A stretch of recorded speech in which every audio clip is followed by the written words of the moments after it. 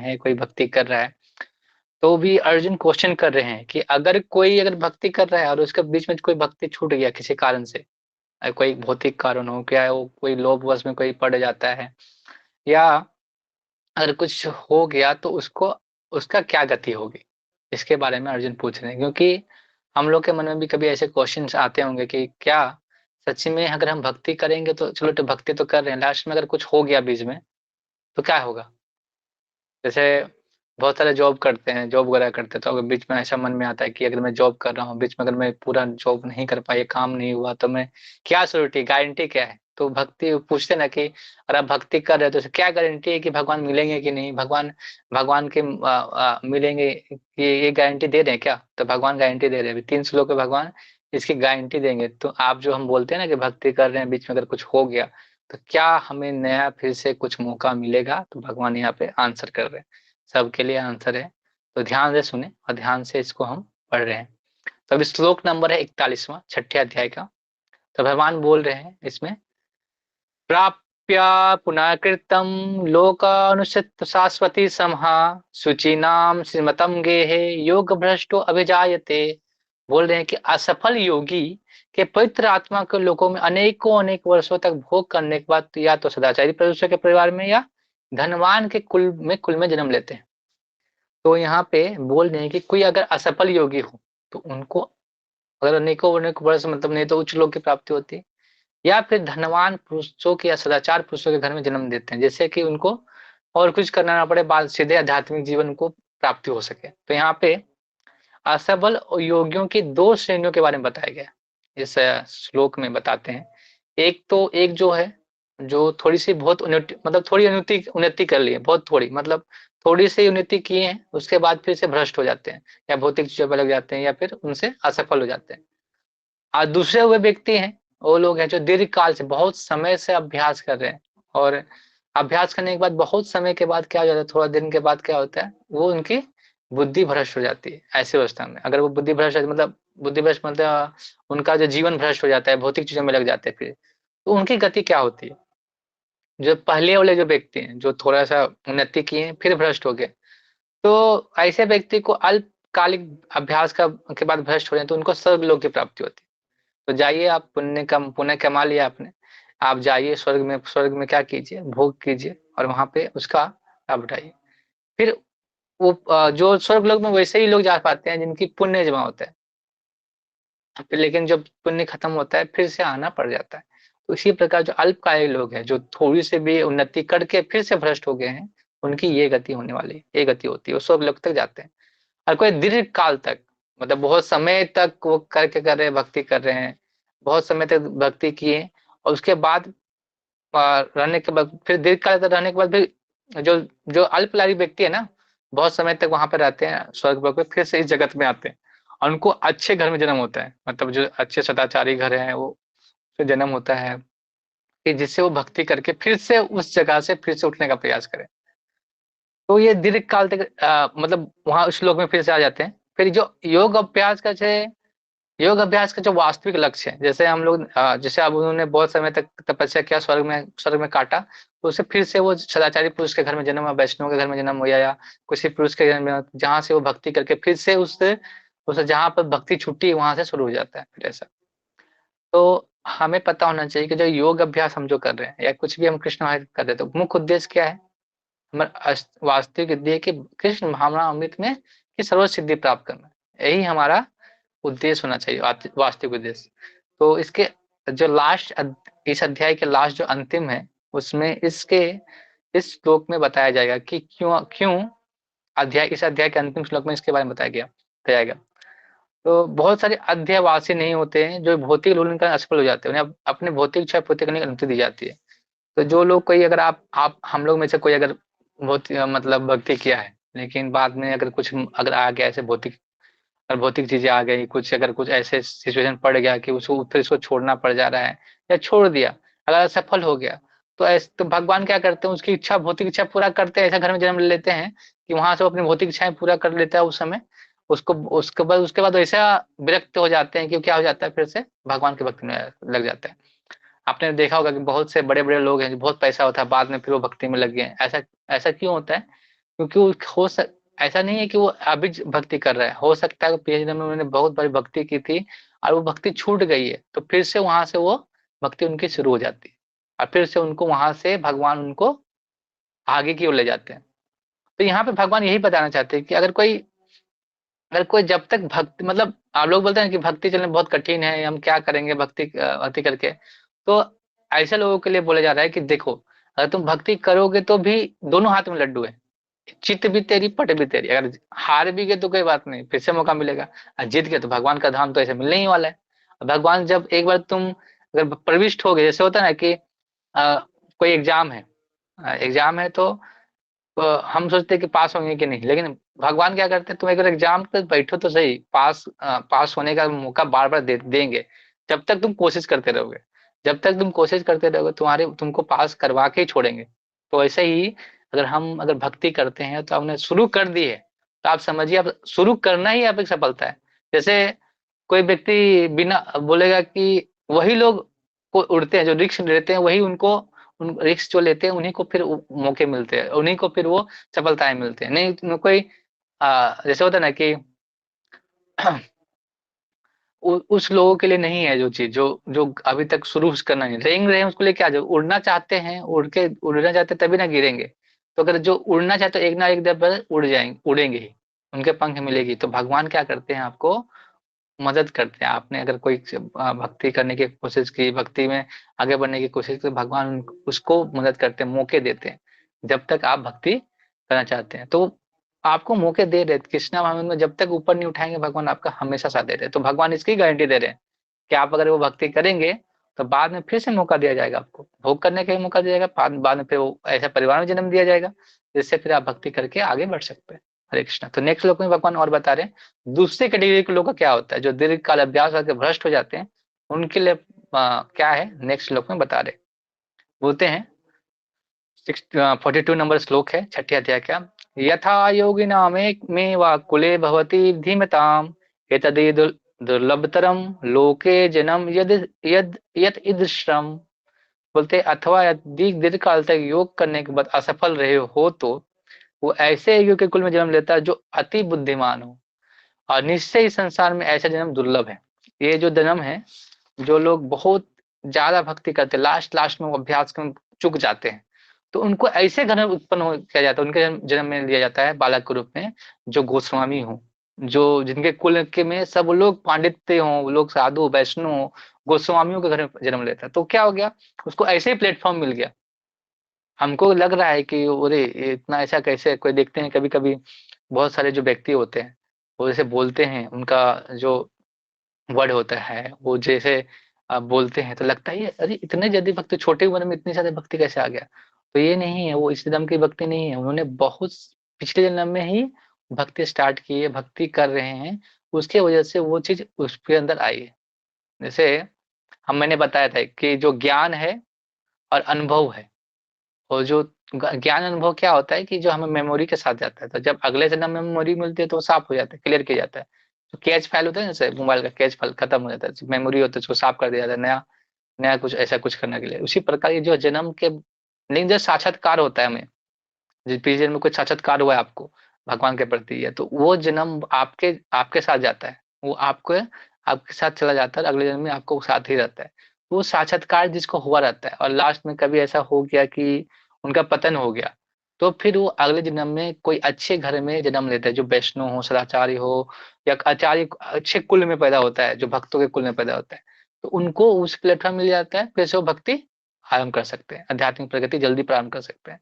तो इसके लिए आपको टेंशन नहीं लेने के लिए, जैसे प्रपात यहाँ पे लिख रहे हैं कि जैसे प्रपात जी को भी वैसे घर में जन्म हुआ था, वैष्णव के घर में जन्म हुआ था। ऐसे अपनी अपनी बड़ाई नहीं करे, लेकिन वो बता रहे कि ऐसे वैष्णव घर में उनको उत्पन्न हुआ जिससे उसको शुरू से भक्ति मिल गई। उनके पिताजी वैष्णव थे तो फिर से उनको जो मिलना था मिल गया। जैसे उनके जो गुरु थे भक्ति सिद्धांत सरस्वती ठाकुर महाराज जो हैं, उनका भी जन्म एक वैष्णव परिवार में हुआ। तो उनको ऐसा जन्म हुआ लेने का अवसर प्राप्त हुआ, जिससे क्या होगा कि वो भगवत भक्ति जल्दी प्रारंभ कर सके, और जल्दी उनको भगवती मिल गई।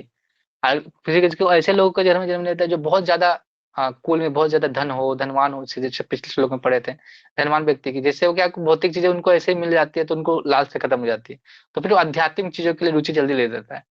तो वो एक प्लेटफॉर्म आपको पहले दे देंगे भगवान कि आप ऐसे भक्ति कर लो।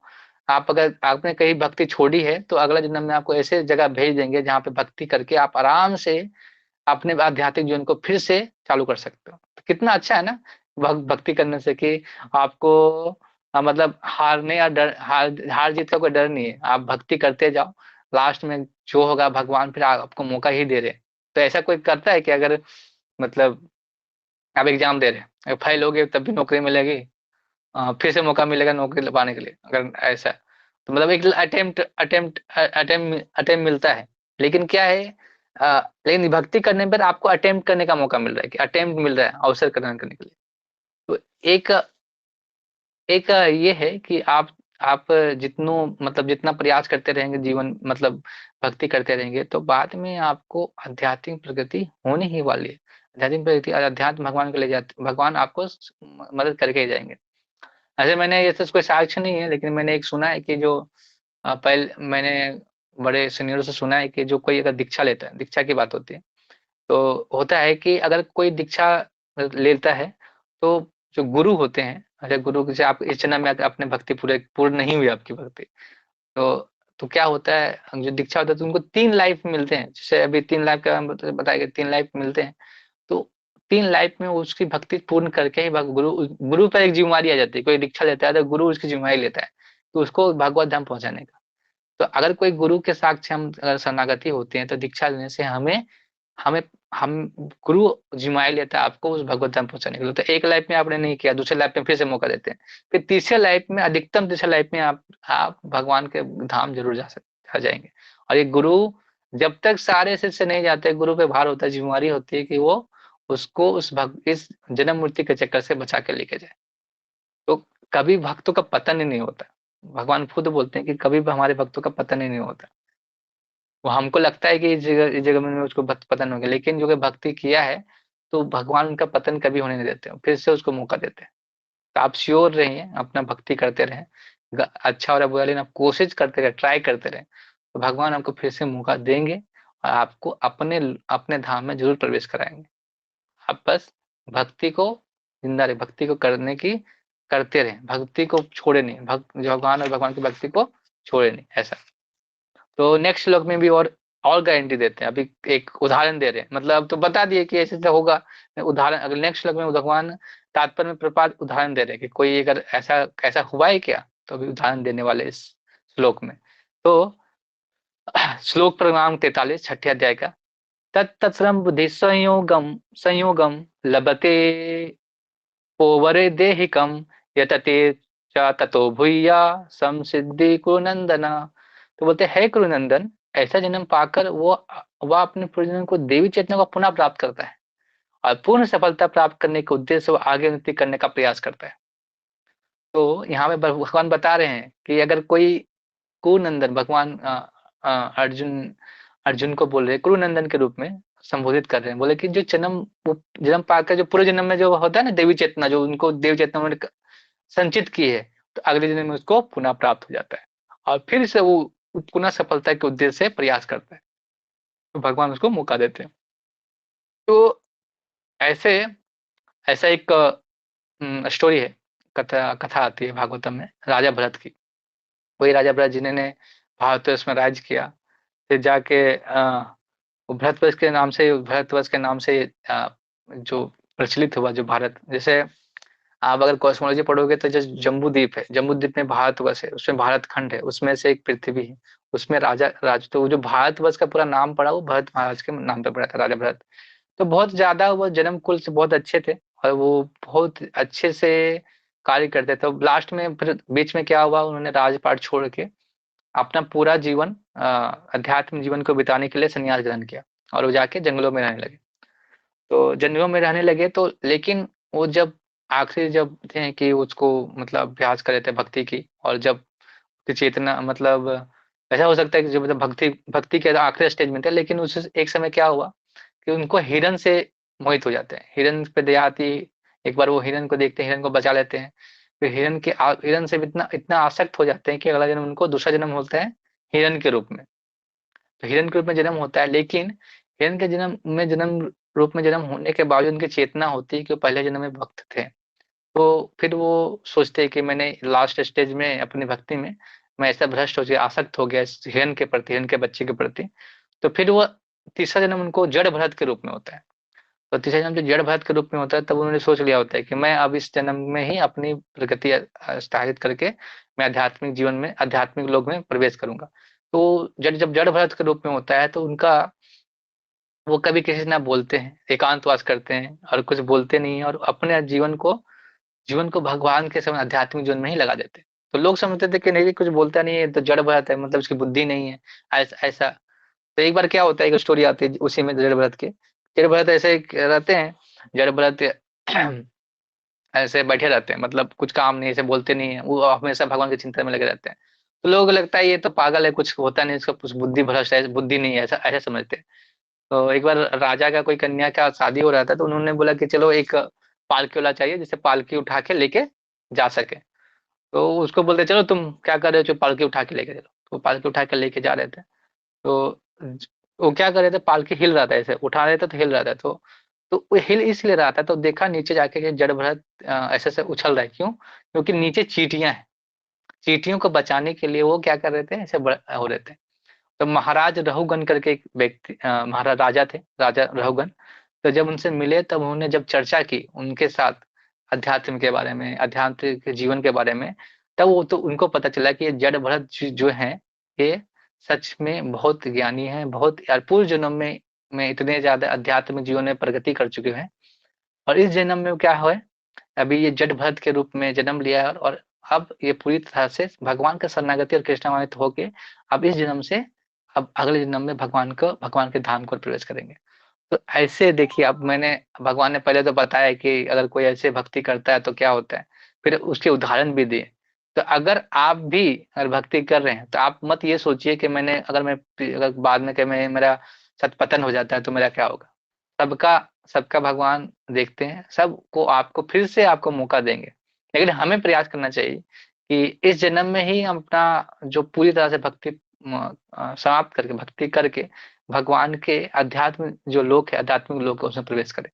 यहाँ पे जिससे ये हमें फिर से अभी मौका, कितना मौका मौका मतलब नहीं, अगर नहीं भी होगा तो भगवान भी, मतलब हम लोग को टेंशन नहीं है। जैसे हम लोग को कोई जीतने और हारने का टेंशन नहीं, कि हमको दोनों तरफ से भगवान आपको सहयोग करने का तैयार है। बस आपको कोशिश करना है, ट्राई करना है। भगवान तो बोल रहे हैं ना, कोशिश करते हैं, अगर आपकी उन्नति के मौका तो दे रहे हैं आप प्रगति करेंगे, उन्नति, आपको मनुष्य जीवन मिला है, इतने सारे जीवनियों के बाद आपको मनुष्य जीवन मिला है, क्यों मिला है? क्योंकि आप जिज्ञासा करके भगवान की भक्ति करें और आध्यात्मिक लोक को प्रवेश करें। अब आपको मनुष्य जीवन ऐसा नहीं मिलता है, 84 लाख यूनियां समझ रहे हैं, इतनी सारी यूनियां हम लोगों ने प्रवेश करके फिर मनुष्य जीवन मिल रहा है। तो हम लोग सोचते हैं कि हम क्या करते हैं, अपने जीवन को खत्म करना, कुछ भी परेशानी होती है तो अपने आप को आत्म को हत्या करने का प्रयास करते हैं। ये जो मनुष्य जीवन है बहुत दुर्लभ है, बहुत दुर्लभ। जो देवता भी है ना, इस लोक में जन्म लेने के लिए तरसते हैं, सोचते हैं कि मुझे इस लोक में मिले जन्म, जिसे मैं भगवान की भक्ति करके फिर से जा सकूं। तो ये वाली जो चीज है कि हम ये जन्म में हम इतना कष्ट हो रहा है, तो इसका सोचना नहीं, क्योंकि ये जन्म इसलिए मिला है कि हम भगवान की भक्ति कर सकें। मनुष्य जन्म ने तो, और योनियों में भगवान के हम जिज्ञासा नहीं कर सकते, इतनी नहीं सोच सकते, क्योंकि उसी में उस भोग योनि है, जो भोग योनि में हम जाकर जिज्ञासा नहीं कर सकते। लेकिन इस योनि में हम कर्म कर सकते हैं, कर्म शाश्वत नहीं, हम जैसा निष्काम कर्म के माध्यम से हम जब भक्ति करते हैं, तो भगवान सारी चीज बताते जा रहे हैं कि आपको ध्यान करना, निष्काम कर्म करना, कैसे कर्म करना है, कैसे आपको भक्ति करनी, सब बता रहे हैं। अगर नहीं भी हो रहा है, लास्ट में अगर आपने चूक भी हो जाता है, फिर भी भगवान मौका दे रहे हैं। भगवान जैसा दयालु कौन हो सकता है? ऐसा कोई वो व्यक्ति है आपके जीवन में जो आपके चूक करने पर भी इतने मौके देते हैं? लेकिन भगवान मौका देते हैं। तो बात बात आप निश्चित होकर अपनी भक्ति कीजिए, भगवान आपको आपको उस अध्यात्म के धाम में, आध्यात्मिक धाम में लेके जाएंगे। बस आपको कोशिश करते रहना है अपने जीवन में। हरे कृष्णा। और किसी का कोई सवाल या कोई क्वेश्चन? तो आप लोग को श्योरिटी मिल गई। आपको एक गारंटी पूछेगा तो कि यह भक्ति करने से क्या मिलेगा, तो आप बता सकते हैं। 41वां 42वां 43वां श्लोक उठा के पढ़ा दीजिए उनको, कि देखिए हमारे जीवन में अगर हम भक्ति करते रहेंगे तो हमारे जीवन में क्या मिल सकता है। उदाहरण भी है आपके साथ। हरे कृष्ण। क्वेश्चन।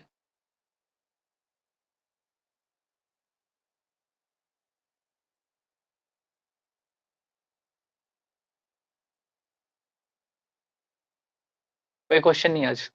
वाह। लगता है आज पूरा अच्छे से सबको समझ में आ गया। ओके दिव्य प्रभु। यस।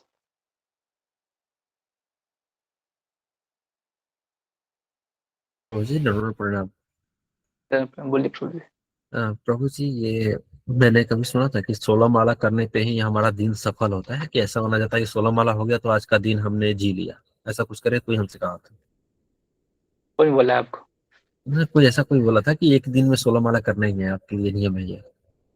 हाँ देखिए, ऐसे गौड़ीय संप्रदाय में 64 माला होते थे।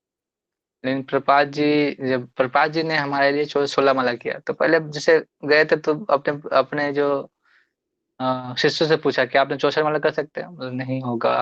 फिर 48, नहीं 32, नहीं 16, तो मिनिमम 16। मिनिमम 16 इसलिए कि ऐसे भगवान बोलते हैं कि 24 घंटे के सतत कीर्तन करता है, सततम कीर्तन हरि, मतलब सततम करते रहता है 24 घंटे तक, मैं भगवान कृष्ण ऐसे एक्सेप्ट करते हैं। लेकिन जब हम गुरु के थ्रू जाते हैं तो गुरु क्या, भगवान के शुद्ध भक्त होते हैं। जो भगवान के शुद्ध भक्त होते हैं तो गुरु क्या करते हैं, हम पे कृपा करते हैं, तो भक्ति कृपा से हम ही जा सकते हैं भगवान के धाम। तो ऐसा होता है। लेकिन भगवान यहाँ पे ये भी श्योरिटी दे रहे हैं कि कोई भक्ति कर रहा है, कृष्ण भावनामृत में होकर भक्ति कर रहा है, तो गुरु भक्तों की कृपा से वो भगवत धाम पहुंचने का अधिकारी हो जाते हैं। तो सिर्फ 16 माला करने से आप मतलब आप सोच रहे हैं कि हमारा सब कुछ हो जाएगा, तो ऐसा नहीं होगा। आपको कृपा चाहिए ही, भक्तों की कृपा चाहिए, गुरु की कृपा चाहिए, तभी जाके हम कर सकते हैं। नहीं तो जैसे हम राउंड माला करते हैं, जैसे हम भक्ति कर रहे हैं, तो हमें तो गेट तक नहीं पहुंचने देगा। लेकिन हमें प्रपात की कृपा से, प्रपात के जो कृपा पात्र है, जैसे ये देखो यहाँ पे लिख रहे हैं ना भगवान की, अगर कोई भक्ति कर रहा है बाद में अगर गिर जाता है तो फिर उसको वैष्णव के घर में या कई उच्च लोग के परिवार में जन्म दिया जाता है, जहाँ पे वो अच्छे से प्रगति कर सकता है भगवान की भक्ति करके। तो इसलिए बोल रहे हैं कि हमें जो चीज भक्त प्रपाद ने बोला है, अगर उसको हम अगर अच्छे से करने ही लगे तो उतना ही काफी है। सिर्फ 16 माला, मिनिमम 16 माला करना चाहिए। लेकिन 16 माला एक मतलब ये भी नहीं है कि अगर 16 माला के तो ये घमंड हो कि 16 माला मैंने कर दिया। ऐसे घमंड हो रहा नहीं कि हमने सब सेवा करते हुए अब 16 माला कर रहे हैं, या सिर्फ 16 माला करके धर के फिर से आप भौतिक जीवन में लगे हैं। ये आप पे डिपेंड करता है, ये आपकी होना चाहिए कि आपने सिर्फ 16 माला करके छोड़ दिया। ये नहीं होना चाहिए, ये चेतना में नहीं होना चाहिए। मैं माला किस लिए कर रहा हूँ, किसके खुशी के लिए कर रहा हूँ, किसकी प्रसन्नता के लिए कर रहा हूँ, किसके उद्धार के लिए कर रहा हूँ। ये चेतना से हमको माला करना चाहिए। प्रभु जी ये नहीं धन्यवाद। कि मैं खत्म 16 माला खत्म काम जैसा नहीं, मतलब कि एक कोई बोल दिया 16 माला करने के लिए वो माला कर रहे हैं, तो पूरा प्रेम नहीं है ना, वो तो फिर आप जबरदस्ती कर रहे हैं। आपको माला मिला है मतलब कि आप किसकी उद्धार के लिए काम कर रहे हैं, किसकी प्रसन्नता के लिए कर रहे हैं, किसको धन्यवाद व्यक्त कर रहे हैं। ये भावना होनी चाहिए। नहीं तो फिर माला करने को कोई नहीं है। वो चेतना, सिर्फ चेतना, कृष्णा भावना अमृत है। कृष्णा कॉन्शियस चेतना पे बात होता है, भावना पे बात हो रहा है। यहाँ पे तो बात ही नहीं हो रहा है किस भाव से आप भगवान की भक्ति करें, भावना की बात हो रहा है यहाँ पे। प्रभु जी धन्यवाद आपका। हरे कृष्ण। कृष्ण। और कोई? ओके। हरे कृष्ण। क्वेश्चन नहीं है? मतलब आप लोगों को गारंटी मिल गई, अब भक्ति करने अच्छे से, अब गारंटी मिल गया हमें भगवान की भक्ति को लेके उद्धार होगा। तो ठीक है, चलिए आज हम यहीं पे समाप्त करते हैं। अगर कोई क्वेश्चन होगा तो अगले क्लास में पूछ लिया जाएगा। नेक्स्ट नेक्स्ट हमको लग रहा है कि कंप्लीट हो जाएगा कल शायद। 2-3 श्लोक बचे हुए हैं और इस अध्याय के, तो हम सोचो कि भगवत गीता के एक पार्ट जो है वो हम कंप्लीट कर देंगे, छठा अध्याय कंप्लीट हो जाएगा। फिर हम दूसरे पार्ट में जाएंगे भक्ति योग के बारे में। भक्ति योग ये छठा अध्याय कर्म योग में ही आता है, ध्यान योग। इसके बाद हम जब से 7वां से जब 12वां पढ़ते हैं तो हम उसे भक्ति योग के बारे में पढ़ते हैं। भक्ति के धीरे धीरे भक्ति कैसे करनी चाहिए, भक्ति का क्या क्या चेतना, क्या इस भाव से करनी चाहिए, किस उद्देश्य से करनी चाहिए, ये हमको धीरे धीरे क्लैरिटी हो जाएगी। तो हम लोग नेक्स्ट पार्ट इसके बाद शुरू करेंगे। कल 3 जो श्लोक बचे हुए हैं, कल 3 श्लोक करके कंप्लीट करेंगे। हरे कृष्णा। तो यहीं पे हम क्लास को समाप्त करते हैं महामंत्र बोल के। हरे कृष्णा कृष्ण कृष्ण कृष्ण हरे कृष्ण हरे, हरे हरे हरे राम हरे हरे। हरे श्रीमद् भगवद गीता की जय, शिला जय प्रभुपाद की जय, समय जय भक्त बिंद की जय। जय हरे कृष्णा। हरे कृष्ण। हरि बोल।